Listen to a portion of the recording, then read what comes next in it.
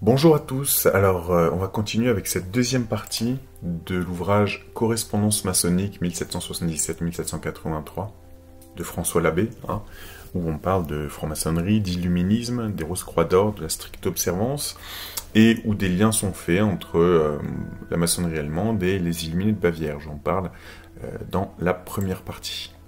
Donc, à la suite du convent de Wilhelmsbad en 1782 et de la fin de la stricte observance, les maçons de Hambourg en reviennent progressivement aux formes originaires et anglaises de la maçonnerie et abandonnent en particulier les hauts grades en créant une nouvelle grande loge provinciale qui réunit les 5 principales loges de la ville, tout en garantissant leur indépendance.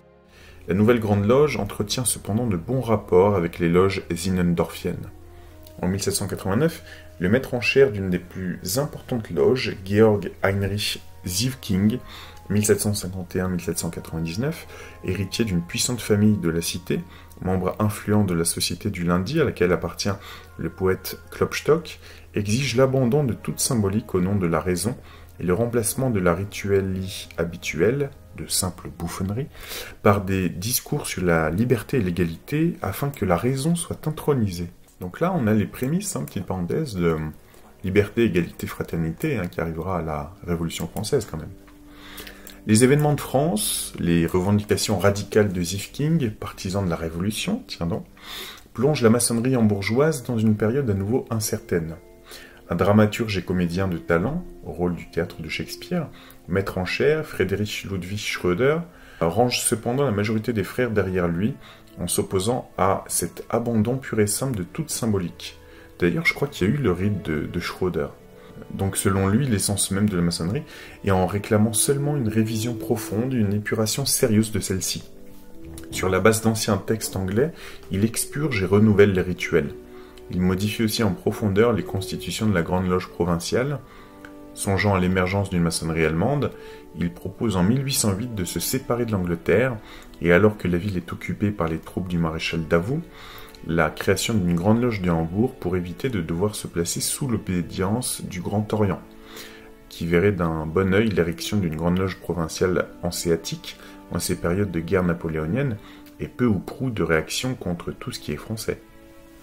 Berlin, la Prusse, aux 3 globes. Nombreux étaient les maçons venus de tous les horizons et séjournant pour une plus ou moins longue période dans la capitale prussienne. Artistes, écrivains, hommes politiques, négociants. Assez tôt, certains parmi ces derniers souhaitent se réunir en loge et se tournent à cet effet en 1740 vers le conseiller Jordan, le secrétaire de la loge royale. Celui-ci, recommandé par Ernst Christoph von Manteuffel, mort en 1749, avait été appelé 2 ans auparavant par le prince Frédéric pour occuper les fonctions de bibliothécaire et de secrétaire dans sa résidence de Rheinsberg. Après sa réception à Brunswick par les maçons de Hambourg, le futur monarque a fondé sa propre loge première, puis loge du roi notre grand maître, avec quelques-uns de ses proches, dont justement Jordan, son ami. Celle-ci travaille jusque fin octobre, puis Frédéric, pris par son gouvernement, s'en détourne. Mais dès le 31 mai 1740, il avait en quelque sorte légalisé les francs-maçons en les plaçant officiellement sous sa protection, tout en publiant le nom des membres de sa loge. Tout le monde est ainsi au courant de l'existence de cette société qui n'est ainsi en rien illégale en Prusse, et il est donc naturel de s'adresser à ce huguenot, donc une forme de protestantisme, très apprécié du prince puis du souverain pour qu'il serve de médiateur. Frédéric répondra à ces sollicitations et sa loge a une postérité dès 1740. La loge berlinoise aux 3 globes qui commence ses travaux en septembre 1740, en l'hôtel Montgobert, Bruderstrasse. On y travaille suivant le rite anglais d'abord en français, puis dès 1743, alternativement en français et en allemand au rythme de 4 réunions mensuelles. La loge royale et les 3 globes sont créés sans patente anglaise et la Grande Loge de Londres en 1741 reconnaîtra cependant que le roi est maître naturel de ses États et qu'il est donc qualifié pour ériger, s'il le souhaite, une loge maçonnique. Une autre loge, l'Amitié, destinée à ne travailler qu'en français, est accordée selon le Beau de Nance à des savants et des artistes français appelés dans la capitale de Frédéric. En 1744, les 3 globes est réorganisé sur le modèle anglais et prend le nom de Grande Loge Mère Royale aux 3 globes. Elle érige alors des loges filles comme la Petite Concorde de Berlin ou d'autres ateliers à Meiningen, à Francfort-sur-l'Oder, à Breslau, à Dresde ou Neuchâtel. D'autres créations se feront. Les patentes établies au nom du roi sur parchemin confèrent toute légitimité à l'intérieur de la franc-maçonnerie et des États prussiens. Cette évolution ne se fait pas sans conflit. Ainsi, les membres de la Concorde pensent assez vite à se séparer de la loge mère au nom du principe du maçon libre dans une loge libre. Pendant la guerre de 7 ans, la franc-maçonnerie prussienne connaît une crise importante, ce conflit international ayant de graves répercussions sur les milieux cosmopolites maçonniques. En 1758, les prisonniers français, dont le marquis de Lernay évoqué plus haut, fondent en outre la Fidélité, une loge qui fera foisonner système et haut grade. En 1760, des francs-maçons français inaugurent les Trois Colombes, qui prend le relais de l'amitié. Elle ne devrait accepter que des maçons français, mais est amenée dès 1761 à s'ouvrir à d'autres nationalités sous le nom de l'Amitié aux Trois Colombes, pour devenir en 1765 la Royal York de l'Amitié, sur laquelle nous reviendrons. En 1772, on compte de nombreuses loges filles, et il est décidé de créer une obédience, la Grande Loge Mère nationale des États prussiens. Il est à remarquer que, jusqu'à la fin du siècle, ces loges dépendent de la mère loge aux Trois Globes, sont essentiellement fréquentées par des négociants, des fonctionnaires, des propriétaires et des officiers. Très peu d'artistes et d'universitaires, encore moins de membres du clergé catholique ou réformé. Enfin, les maçons berlinois ne sont pas à l'abri des systèmes qui se développent un peu partout, et certaines loges sont réceptives à telle direction, tandis que d'autres la rejettent, la stricte observance en particulier envahissant les Trois Globes à partir de 1764. En 1742, des maîtres des Trois Globes forment une loge écossaise, l'Union, et en 1758, une création semblable se fait officiellement à la Concorde, qui constitue ainsi l'Harmonie. Le 2 juillet 1761, l'Harmonie, l'Union et les frères écossais de l'amitié se réunissent sous le nom de Frédéric au Lion d'Or, qui passera à la stricte observance, ce qui n'empêchera pas l'amitié, soucieuse de sa liberté, d'avoir, à partir du 16 mars 1764, sa propre loge écossaise, la Cordialité. 1760 avait vu la création d'un chapitre de Clermont, sous la houlette de Lernay, tandis que les Trois Marteaux, plus 3 autres loges, adoptent le système créé par un opposant de la stricte observance, Karl Friedrich Köppen, les architectes africains, qui perdure jusqu'en 1775. Le créateur de la stricte observance était un opposant déclaré du roi philosophe. Se faisant rectifier, les Trois Globes abandonnent évidemment sa fonction de loge mère, ce qui explique certainement pourquoi Frédéric se détourne d'elle et accorde désormais sa protection aux loges que va fonder un militaire bien en courant. En effet, en 1766, le grand maître des Trois Globes von Zinzendorf abandonne sa fonction et la stricte observance pour se tourner vers un nouveau système qu'il développera comme nous le verrons. Ce système dont parle abondamment la correspondance, la Grande Loge nationale des francs-maçons d'Allemagne, a une création et un accroissement qui s'avèreront problématiques car fondés sur une imposture, comme l'expliquent les lettres que nous publions. Ceci explique à son tour que le souverain accordera sa protection à la Royal York de l'Amitié. En fait, comme partout, un processus de dégradation commence bien avant le convent de Wilhelmsbad. Les frères sont partagés sur les avantages des hauts grades. La Grande Loge aux Trois Globes se distancie de la stricte observance dès 1779 et publie une déclaration le 10 novembre 1783 dans laquelle elle se déclare libre de tous les systèmes. Amitié avec tous, dépendance de personne, qui ne servent qu'à apporter la confusion et fait profession de foi d'un retour aux sources anglaises. En 1796, Frédéric Guillaume II accordera sa protection à cette grande loge réformée. En 1798, la Royal York se déclarera à son tour Grande Loge, l'année même où Frédéric Guillaume II interdit les associations secrètes tout en acceptant les 3 Grandes Loges de Berlin, Royal York, Trois Globes et Grande Loge nationale, qualifiées de loges patriotes, 20 octobre. Celles-ci s'unissent en 1810 en une union des Grandes Loges, union qui sera réformée en 1839. Derrière donc une apparence de développement, comme à Hambourg, une grande confusion règne dans la maçonnerie prussienne, mais plus on avance dans le siècle, plus se ressent le besoin de voir naître une maçonnerie allemande. Selon Karl-Heinz Gerlach, entre 1739 et 1806, dans les États prussiens, aux frontières de 1793-1795, on comptera au minimum 84 loges dont on possède les archives, dans 67 villes ou domaines privés, soit au moins 12 750 frères. La Grande Loge nationale des francs-maçons d'Allemagne de Zinzendorf. Il est impossible de parler de la maçonnerie berlinoise sans évoquer Johann Wilhelm Kellner von Zinzendorf, 1731-1782. Tiens, il est mort l'année du convent de Wilhelmsbad. Assez jeune d'ailleurs, à 51 ans. Est-ce que ça aurait été un règlement de compte? Je n'en sais rien. Nous nous contenterons cependant de quelques remarques, car la carrière maçonnique de cet homme est longuement discutée dans les lettres qui font l'objet de ce livre. Zinzendorf est à l'origine médecin. Son action pendant la guerre de 7 ans le fait remarquer et il est nommé en 1765 chirurgien général, chef de toutes les unités médicales de l'armée prussienne, jusqu'à sa retraite en 1779. Il entre en loge à Halle, sa ville natale, loge Philadelphia, en 1757. Il est initié au grade écossais à Breslau, puis de nouveau à Halle, au chapitre de Clermont par Rosa en personne. Il passe à Berlin en 1763 à la stricte observance. Dès 1764, il est équess à Lapide Negro et préfet de la préfecture Brandebourg-Poméranie, sans y trouver ce qu'il cherche. Déçu par les systèmes qu'il a connus, il ne désespère pourtant pas, persuadé qu'il doit exister quelque part une franc-maçonnerie authentique. C'est dans cet état d'esprit qu'il entre en relation avec Karl Friedrich von Eklef, 1723-1786, conseiller de chancellerie à Stockholm et surtout connaisseur des systèmes maçonniques. Il occupe alors les fonctions de maître en chaire de la loge aux Trois Globes de Berlin, 1765-1766. Il croit découvrir ce qu'il cherche dans les documents du baron de Schäfer, un diplomate suédois initié à Paris en 1737 et auquel le grand maître Charles Radcliffe Derwentwater, 1693-1746, aurait donné une patente pour essaimer dans son pays.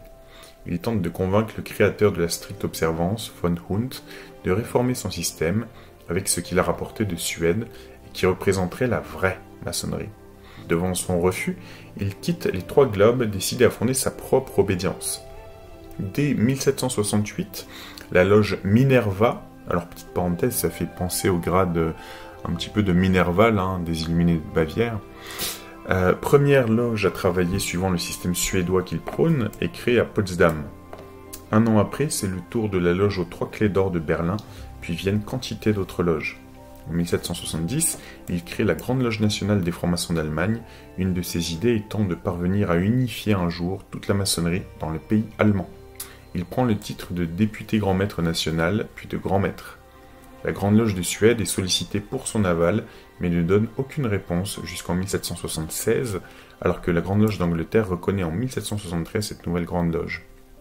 Dès 1771, Zinzendorf avait obtenu le protectorat de Frédéric II, tandis que ses sollicitations de Joseph II étaient restées sans effet. En 1775, le duc Ernst II von Sachsen-Gotha und Altenburg est élu grand maître.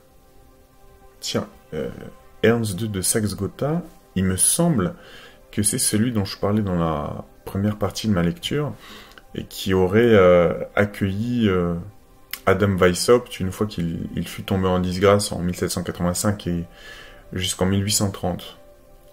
Il me semble que c'est sous sa protection qu'il a terminé sa vie. Zinzendorf, qui vient de subir une attaque de ses anciens amis de la stricte observance, accusation fallacieuse de fonds détournés, ne supporte pas le nouvel élu et passe une année à le combattre jusqu'à ce qu'il dépose le marteau. En décembre 1776, grâce à de nouveaux documents rapportés de Suède par le mathématicien Frédéric Auguste de Castillon, ami et favori de Zinzendorf, le chapitre supérieur de l'ordre Indissolubilis est créé. Zinzendorf en est nommé maître. En 1777, le duc Karl von Södermanland, le futur Charles XIII, 1748-1818, fait savoir que la Grande Loge de Suède n'a jamais accordé de constitution à Zinzendorf. Voir à ce sujet les lettres de Lebeau de Nance. Immédiatement, les loges de Thuringe et de Saxe quittent le système suédois de la Grande Loge nationale. Après la guerre de succession de Bavière, Zinzendorf se rend en Suède, 1779, pour parvenir à un compromis avec les Suédois, mais en vain. La fin de sa vie se passe en querelle avec d'anciens amis, comme le comte Haugwitz, grand maître provincial de Silésie, qui greffe sur sa loge un système de chevaliers croisés aux grandes dames du grand maître national, qui voit dans de telles créations un vrai danger pour sa grande loge. Donc vous voyez, petite parenthèse, c'est ce qui me permettait de dire que étant mort en 1782, peut-être juste avant le convent de Wilhelmsbad, peut-être que ça a été un règlement de compte. Hein. Il passa la fin de sa vie en querelle avec d'anciens amis. Ouais. La Royal York de l'Amitié. La correspondance que nous imprimons provient en grande partie des archives de cette loge. Si l'on s'en rapporte à l'historique qu'en a fait Claude-Étienne Lebeau de Nance dans un discours prononcé lors de l'inauguration de la maison que la loge vient d'acquérir, une loge La Concorde, nommée au début l'Amitié, est fondée quelque temps après la création des Trois Globes par des savants et des artistes français appelés dans la capitale de Frédéric.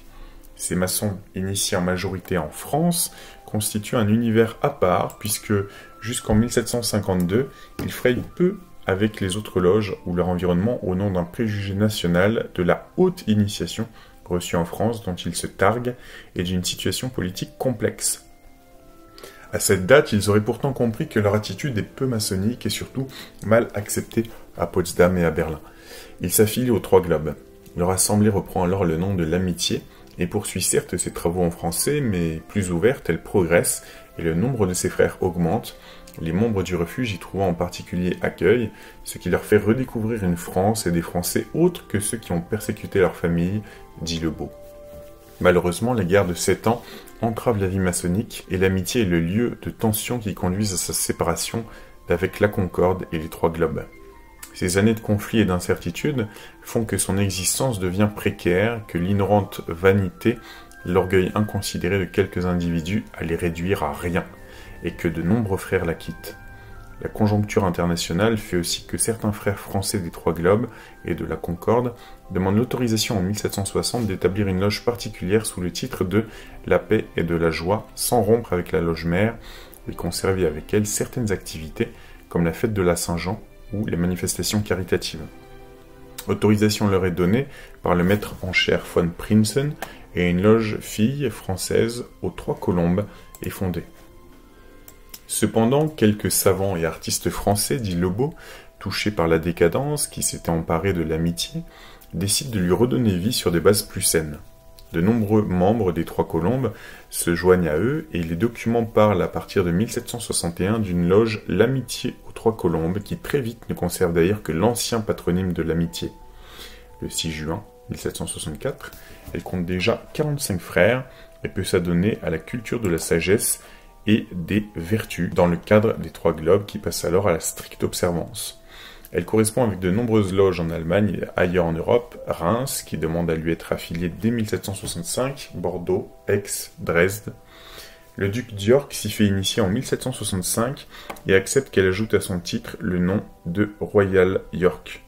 La loge se sépare alors des Trois Globes, dépendant de la stricte observance, et demande à Londres des constitutions. Elle les obtient en juin 1766, mais un vice de forme fait que les patentes ne seront signées que le 24 juin 1767. Elle sera inscrite sous le numéro 330.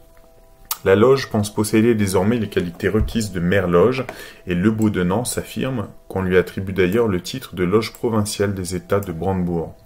Cette dernière assertion est inexacte. Lebeau a simplement extrapolé certaines paroles de la Grande Loge de Londres. La lecture des lettres qu'il échange avec Drouin nous fera comprendre pourquoi. A. Flore, qui a une vision plus sereine des événements, il étudie les documents 100 ans plus tard, explique dans son histoire de la Royal York, Geschichte der großen Loge von Preußen genannt Royal York zur Freundschaft, Berlin 1906, qu'en transmettant les patentes seulement en juin 1768, la Grande Loge d'Angleterre joint un rappel des devoirs maçonniques et des cotisations et exige de sa fille de Berlin certains documents comme ses lois et règlements, la liste des membres. Dès juillet 1768, la Royal York retourne à la Grande Loge les papiers demandés pour approbation. Or, le grand maître provincial pour l'étranger, le frère de Vignolles, réclame en février 1769 des modifications. Il n'accepte pas que la Royal York, arguant de sa constitution, se donne désormais le titre de mère-loge et s'accorde le droit de constituer des loges filles. Ce titre et ce droit ne pouvant être attribués qu'à une loge provinciale, c'est-à-dire à une loge ayant réuni sous sa direction un certain nombre de loges existantes, sans que cela crée d'ailleurs de hiérarchie. Or, la Royal York est la seule loge en Prusse de constitution anglaise et elle ne peut au mieux que servir de médiatrice à d'autres loges qui voudraient se constituer sous la juridiction de la Grande Loge d'Angleterre. Ce n'est qu'alors, s'il existe un grand nombre important de ces loges, que la Royal York, comme étant la plus âgée, pourra se voir déléguer par Londres une grande part de ses pouvoirs. D'autre part, comme dans les documents expédiés, il est question de haut grade, de chapitres secrets. La Grande Loge rappelle qu'elle s'en tient aux 3 grades traditionnels et ne veut rien savoir d'autre. Ces mentions doivent donc disparaître des documents officiels à elle communiqués. Dans sa réponse, la Royal York se montre conciliante, son but n'ayant été que de créer des loges de constitution anglaise. Cependant, on insiste sur une difficulté. La Concorde, désormais zur Eintracht, et les 3 globes, zu den drei Weltkugeln, sont passés à la stricte observance et la Royal York, qui ne le veut pas, se retrouve désormais isolée. Une seule solution pour répondre à l'attente de nombreux frères qui ne veulent pas non plus entrer dans la stricte observance. Qu'on accorde à la Royal York ce titre de loge provinciale, ainsi elle pourra fonder des loges qui accueilleront ces maçons désemparés. D'autre part, on prévient les frères anglais que les lois prussiennes interdisent l'envoi de contributions financières à l'étranger. La Grande Loge d'Angleterre disposera donc en Prusse d'un compte destiné aux malheureux, et ce sera à elle de distribuer ces fonds sur place. Enfin, on prévient qu'un courrier futur réglera le problème des hauts grades. Au cours des années 1769 et 1770, on ne progresse guère. Les courriers se perdent, les délais de transmission sont longs, les prises de décision traînent des 2 côtés, même si la Royal York ne cesse de réaffirmer son attachement au modèle anglais, qu'elle fait tout pour proposer autour d'elle. Le 14 juin 1771, elle prévient ainsi Londres qu'on s'est interdit tout contact avec les loges qui ne peuvent prouver leur affiliation avec une mère loge reconnue et annonce avec plaisir avoir convaincu une nouvelle loge, la candeur, de se ranger à ses arguments, de reconnaître son illégalité et de se rallier à la Royal York, un succès salué par les maçons anglais.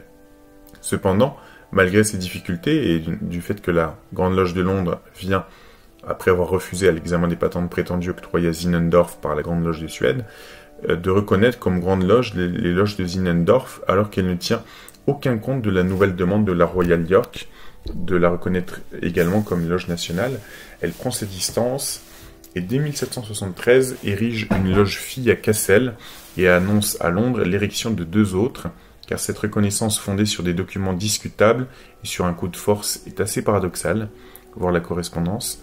En conséquence, Londres rappelle à la Royal York son interdiction de provigner. Alors provigner, est-ce que c'est le fait de créer en province? Je ne sais pas. Et l'encourage à demeurer soit sous la direction de la Grande Loge d'Angleterre, soit à rejoindre la création de Zinzendorf, ce que, après bien des discussions, elle se décide à faire le 19 mai 1774. L'acte d'union stipule cependant que la Royal York conservera une large autonomie.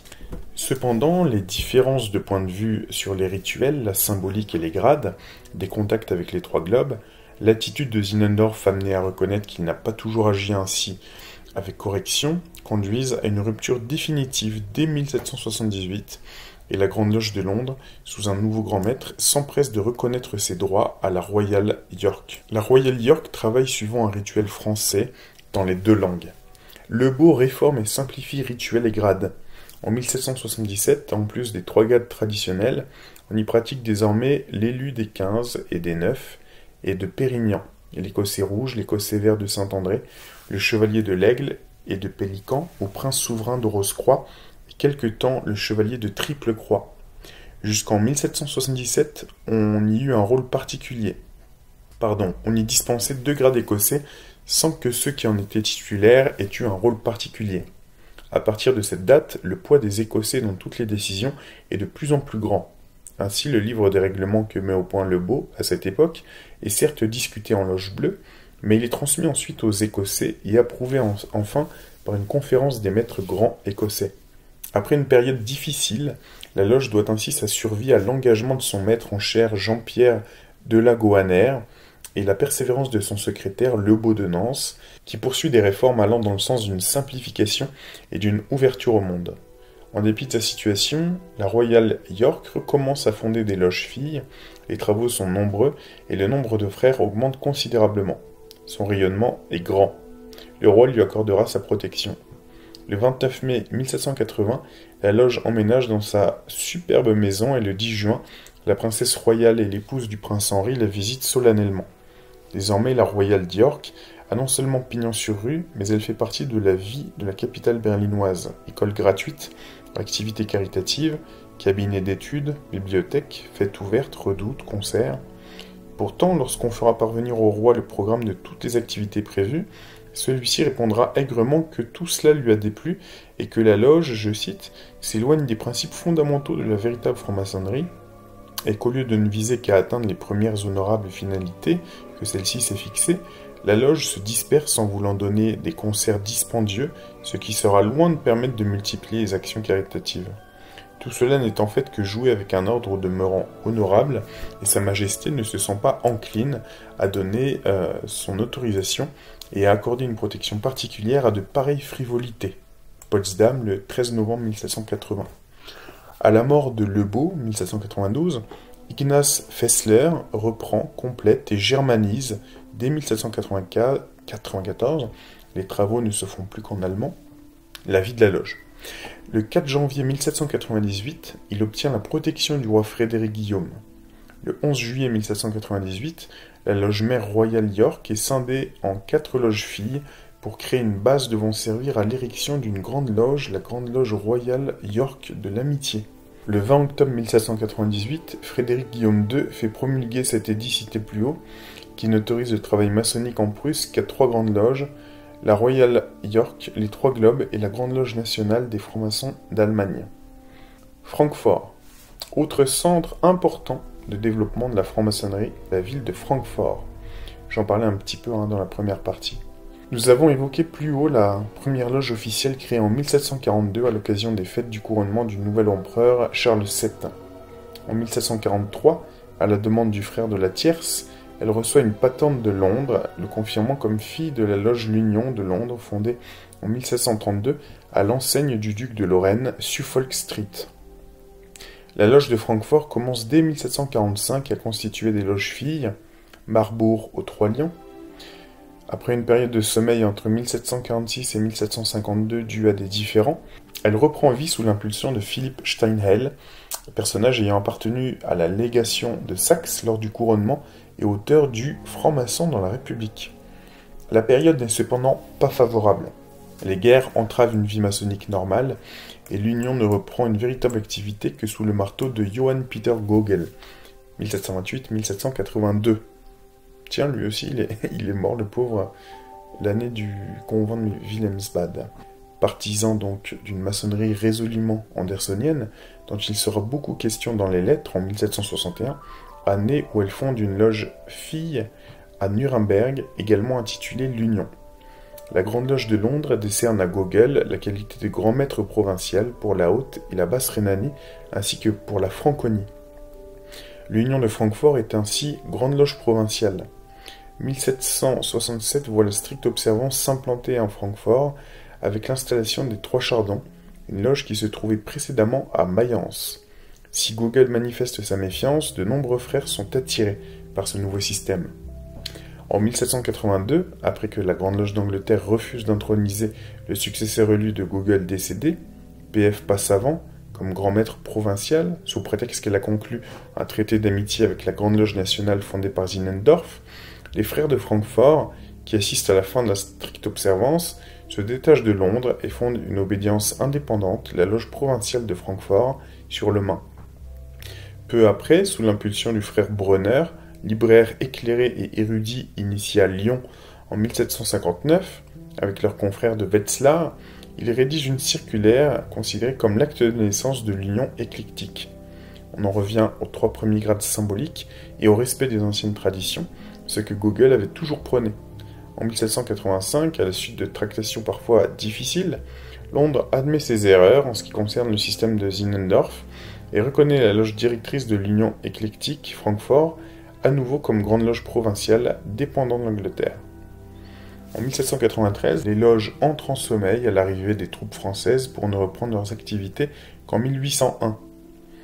La Saxe, le comte Routowski, fils naturel d'Auguste Lefort, reçu à Varsovie, fonde à Dresde dès 1738 la loge aux 3 aigles blancs, une loge aristocratique travaillant suivant les usages français et exclusivement en français, suivie peu après de la loge aux 3 glaives d'or.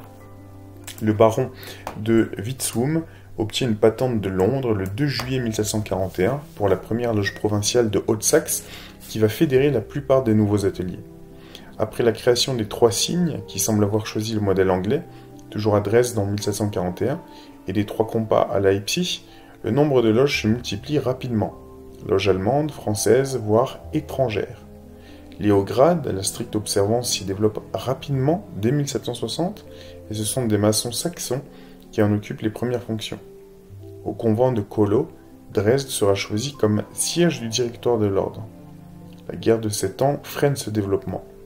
Cependant, les errements de la stricte observance feront qu'assez vite, de nombreuses loges n'auront qu'un souhait, retrouver la simplicité des premiers temps, tandis que d'autres s'enferreront, comme partout ailleurs, dans les systèmes les plus divers. Les activités caritatives des frères saxons seront importantes, les guerres ont acculé de larges franges de la population à la misère.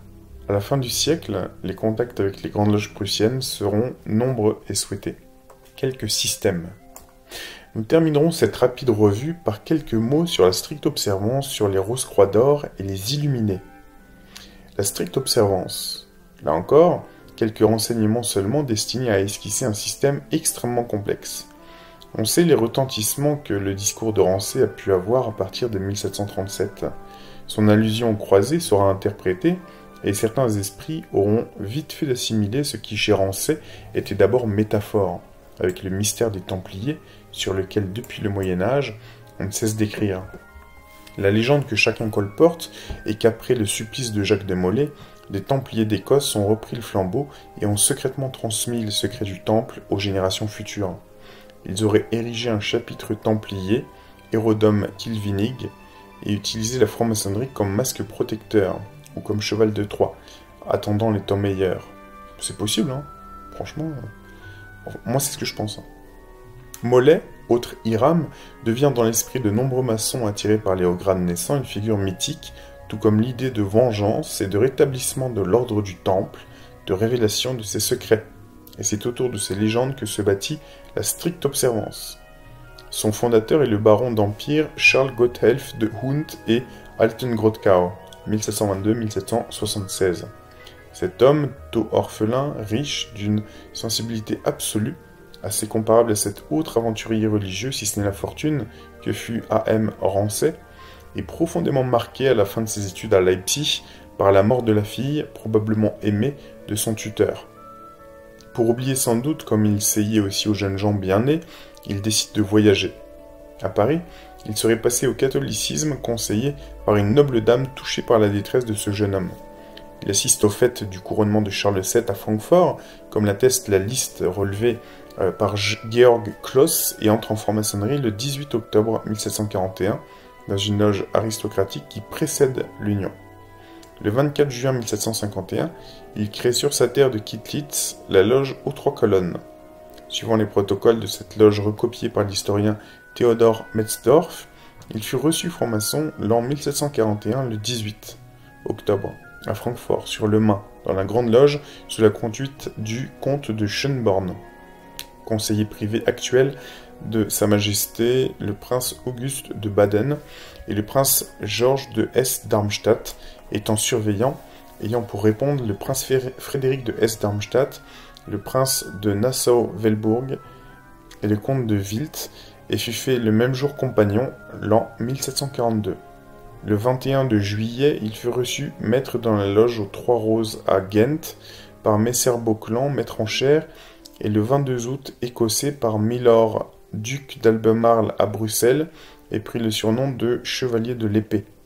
Il fut second surveillant dans sa loge, nommé à l'Arbre rompu, et après premier surveillant dans la même le 13 octobre de la même année. Il fut fait maçon, sapant et reçut de nouvelles lumières. Il entra en qualité de premier surveillant dans la nouvelle loge aux 3 compas à Paris le 12 décembre 1742. Le 3 janvier de l'année 1743, la loge le choisit pour maître en chaire, et le 6 janvier, il la cassa au nom du grand maître et la forma de nouveau sous le nom de la loge étrangère le 24 janvier 1743. Le 13 novembre 1743, il résigna en faveur du baron Merklem, se réservant ses droits en cas de son retour à Paris.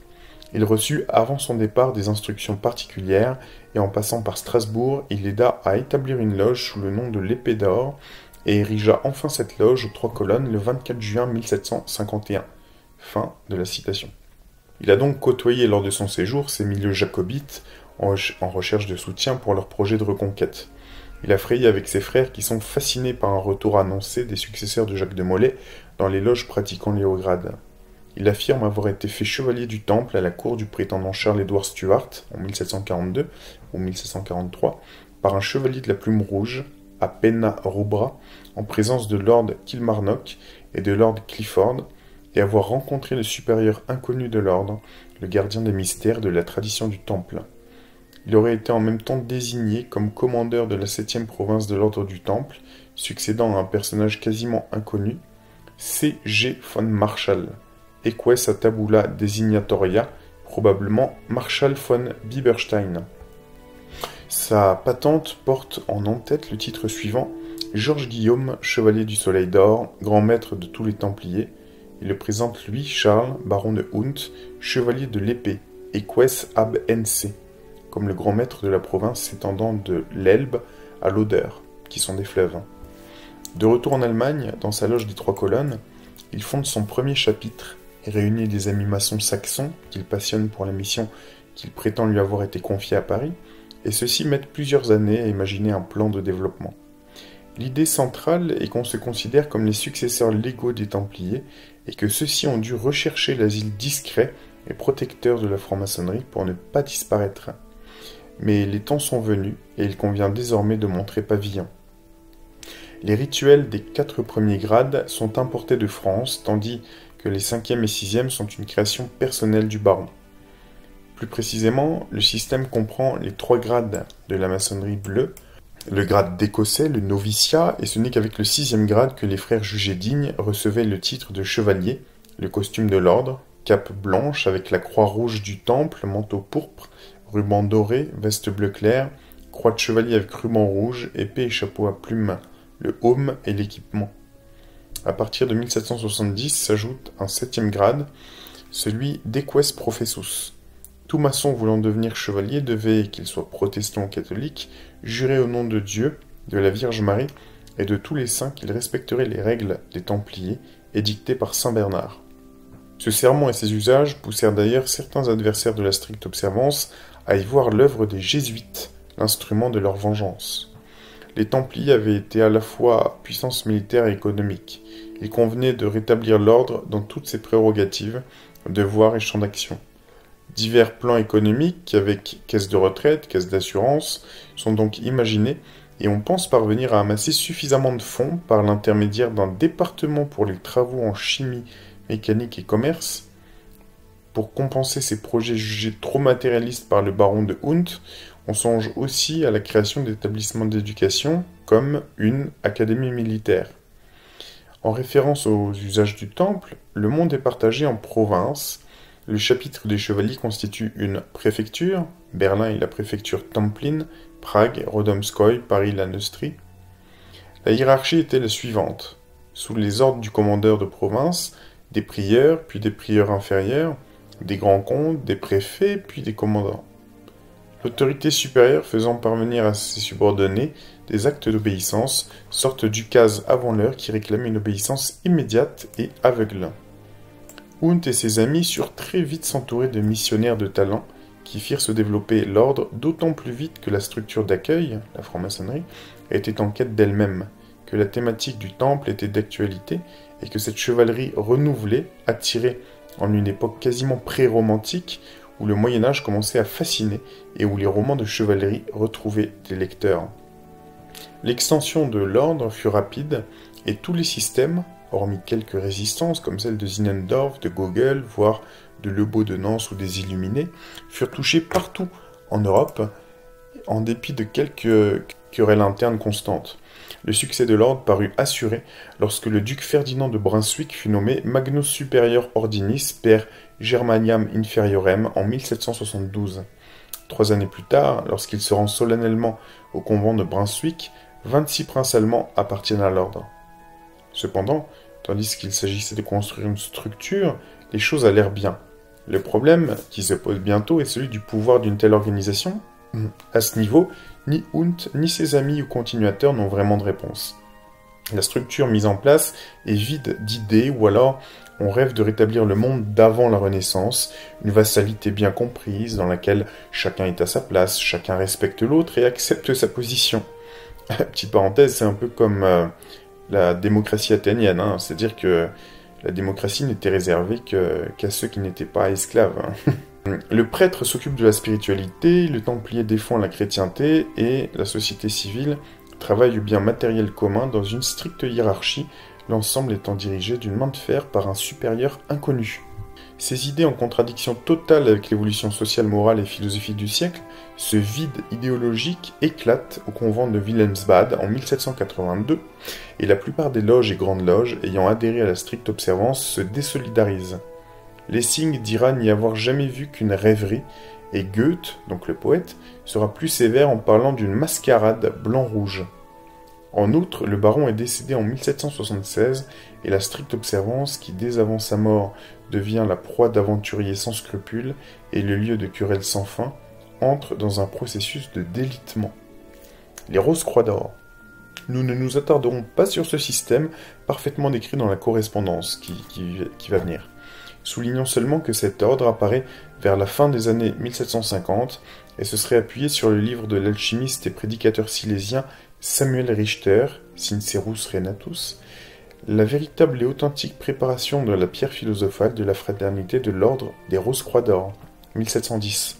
Il est marqué d'emblée par des préoccupations religieuses, chrétiennes et alchimiques.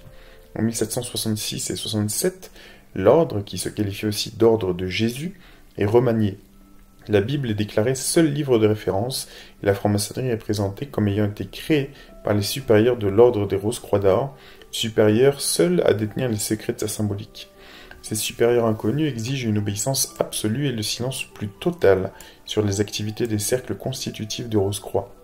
L'alchimie, la magie, la cabale et la mystique chrétienne forment le fond de la pensée rosicrucienne. On prétend que les supérieurs sont en possession de vérité absolue, qu'ils ont le pouvoir de réaliser la pierre philosophale et de bannir la pauvreté et la maladie. On promet aux adeptes le bonheur et l'harmonie. Dans nos rangs, frères, tu auras tout ce qui pourra te rendre heureux maintenant et dans l'éternité. La nature docile t'appartient, sans violence, elle te prête ses forces, tu as le pouvoir et le savoir et le droit de faire revenir la lumière chassée par la faute originelle, de te libérer de tous les obstacles, de délivrer le corps de ses impuretés, de faire la clarté et de parvenir au point ultime de la perfection, prophétise un écrit rosicrucien. La légende raconte que les fondateurs de l'ordre étaient 3 sages égyptiens qui auraient en 1118 commencé par créer l'ordre des constructeurs de l'Orient, une sorte de pépinière préparant à la vie. Tombé en décadence, il aurait été renouvelé par Oliver Cromwell, sous le nom trompeur de franc-maçonnerie. Au départ, Vienne semble avoir été le point de départ de l'ordre, qui s'est ensuite répandu en Silésie, Prusse, Saxe, Hongrie, Bohême, Russie, Pologne. Très rapidement, c'est Berlin qui en devient le centre, et si les supérieurs demeurent inconnus, et probablement inexistants, Johann Christoph Wöllner, 1732-1800, le futur ministre prussien et général Johann Rudolf von Bischoff-Ferder, 1741-1803, en dirigent les destinées jusqu'à en faire leur instrument, l'instrument d'une politique résolument dirigée contre la philosophie, la raison et les Lumières. De nombreux maçons des 3 globes les rejoignent.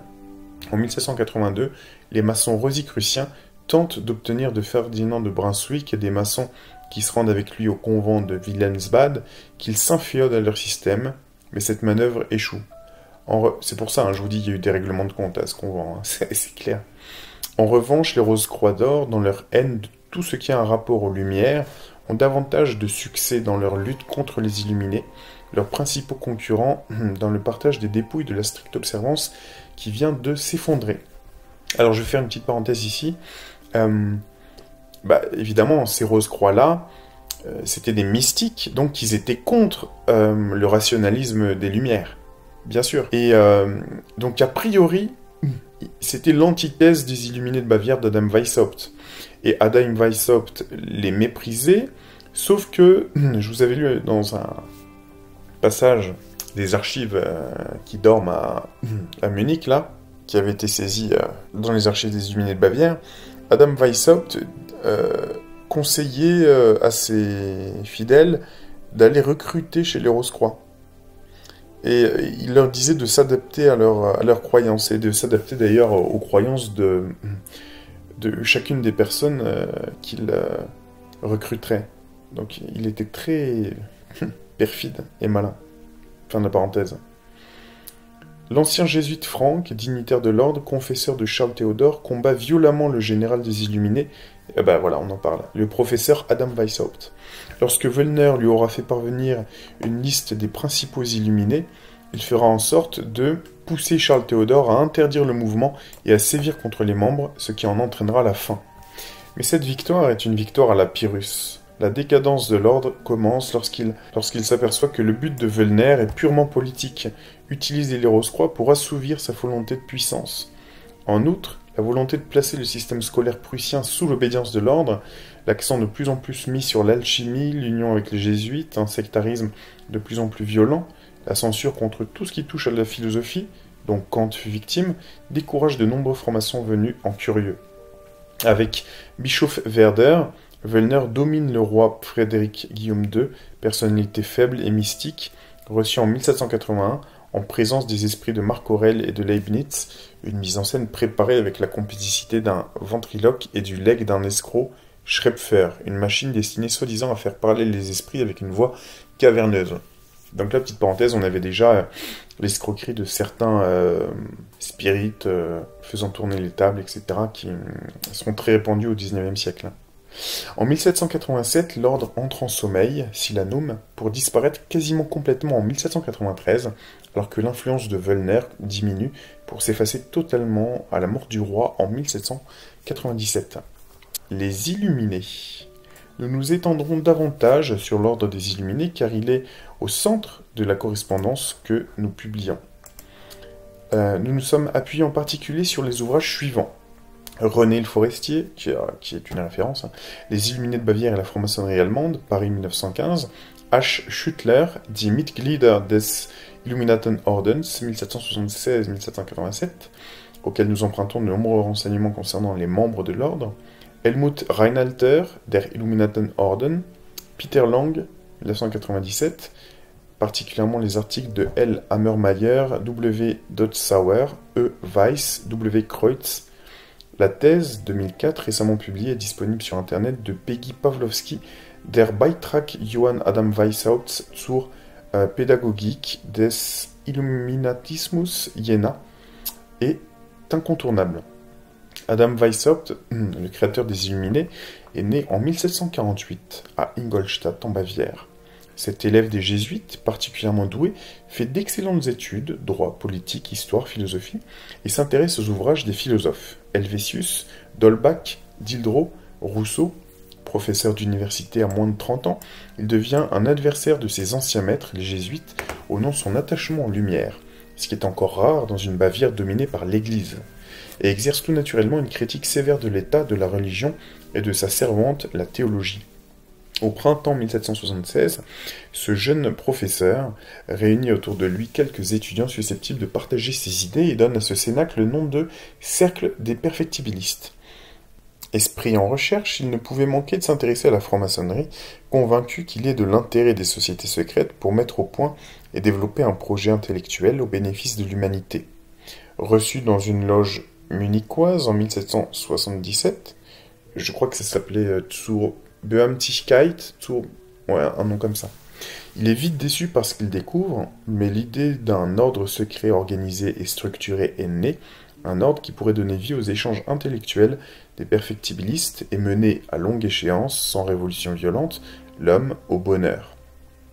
Avec quelques jeunes gens, Franz Xaver von Zwack, 1756-1843, Caton, dont le pseudonyme était Caton dans la secte, Franz Anton von Massenhausen, 1758-1815, qui était Ajax, et Max Edler von Merz, 1758-1807, qui avait pour surnom Tibère, il recrute les adeptes qui lui semblent dignes d'entrer dans ce nouvel ordre, dont il commence à rédiger statuts et rituels.